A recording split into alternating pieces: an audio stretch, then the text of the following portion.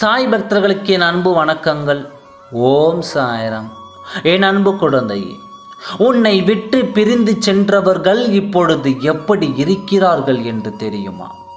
உன் உண்மையான அன்பை புரிந்து கொள்ளாமல் சென்று விட்டார்கள். ஆனால் நீயோ அவர்கள்தான் வேண்டும் என்று உன் அன்பை திகட்டி திகட்டி கொடுத்தாய் அல்லவா? அந்த அன்பை மதிக்காமல் சென்று விட்டார்களே, அவர்களின் தேவையை பூர்த்தி அடைந்ததும் உன்னை உதாசீனப்படுத்தி சென்று விட்டார்கள். உன்னை விட்டு செல்வதற்கு ஒரு காரணம் வேண்டும், அவ்வளவுதான். அந்த காரணத்தை சொல்லிவிட்டு அவர்கள் பிரிந்து விட்டார்கள் என்று நீ கவலைப்பட்டு கொண்டே இருக்கின்றாய். என் குழந்தையே, அந்த அன்பு உண்மையான அன்பு அல்ல.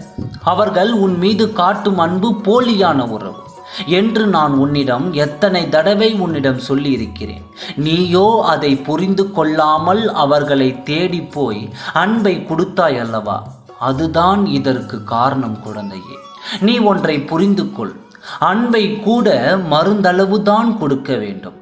அளவு மீறினால் அது அவர்களுக்கு திகட்டி விஷமாகவிடும். இன்னும் எத்தனை காலம்தான் அவர்களை நினைத்து வருந்தி கொண்டிருப்பாய்? உன் வாழ்க்கையை நீ வாழ வேண்டாமா? இதுதான் என் வாழ்க்கை, நான் இப்படித்தான் இருப்பேன், என் லட்சியத்தை அடைய நான் பாடுபடுவேன், போராடி அதில் வெற்றியும் பெறுவேன்.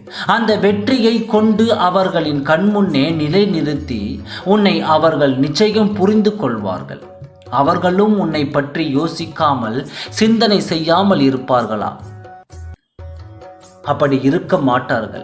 ஒரு நேரத்தில் யோசித்து கொண்டு தான் இருப்பார்கள், நாம் அவரை விட்டு பிரிந்து சென்று விட்டோமே என்று. ஆனால் அந்த இடத்தில் நீ கொஞ்சம் யோசித்துத்தான் முடிவெடுக்க வேண்டும். போலியான உறவு என்று தெரிந்த பின்பும் ஒற்றுமையாக இருக்க நினைப்பது சாத்தியமில்லாத ஒன்று. அப்படி இருக்கையில் அவர்களின் மனநிலையும் நீ புரிந்து வைத்திருக்க வேண்டும்.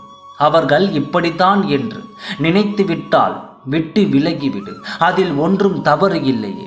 அவர்கள் எப்படி வேண்டுமானாலும் இருக்கட்டும். நாம் அவர்களை தொந்தரவு ஒன்றும் செய்ய வேண்டாம். அவர்களின் கண்முன்னே நம் லட்சியத்தை அடைவோம். அவர்கள் நினைத்து கொண்டு பார்க்க முடியாத அளவிற்கு நாம் உயரத்தை அடைவோம். இந்த சாயப்பாவின் துணையோடு அது நிச்சயம் நடக்கத்தான் போகிறது.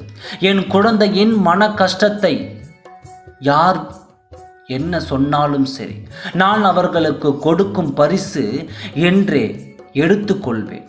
வீண் விதண்டாவாதம் வேண்டாம். எப்பொழுதும் என் குழந்தைகள் மகிழ்ச்சியாகவே இருக்க வேண்டும். ஓம் சாய்ராம். நன்றி, வணக்கம்.